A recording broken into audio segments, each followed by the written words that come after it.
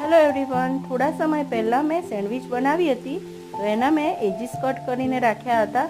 હવે આ એજીસમાંથી આપણે એક સરસ મજાની બે વસ્તુ બનાવીએ. તો અહીં મેં આ એજીસને બેકિંગ ટ્રેમાં લઈ લીધા છે અને પ્રી હીટેડ ઓવનમાં મેં 180 ડિગ્રી ઉપર 15 થી 20 મિનિટ માટે આ એજીસને બેક કરી લીધા છે. તો હવે થોડીક વાર ઠંડી થયા પછી મેં એને ચેક કર્યા તો એકદમ ક્રન્ચી બની ગયા હતા આ એજીસ અને અમે એને ટોમેટો સૂપ સાથે એન્જોય કર્યા. બહાર માર્કેટમાં જે આપણે ટોમેટો સૂપ સાથે બ્રેડના ટુકડા મળે છે એ એકદમ તળેલા હોય છે, ખૂબ જ ઓઇલી હોય છે અને કયું તેલ વાપરતા હોય એ તો આપણે જાણતા જ નથી.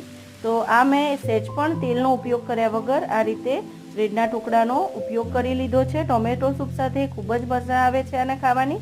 અને બીજા જે એજીસ વધ્યા હતા એમાંથી મેં બ્રેડ ક્રમ્સ બનાવી લીધા છે. આનો પણ આપણે સારી રીતે ઉપયોગ કરી શકીએ છીએ.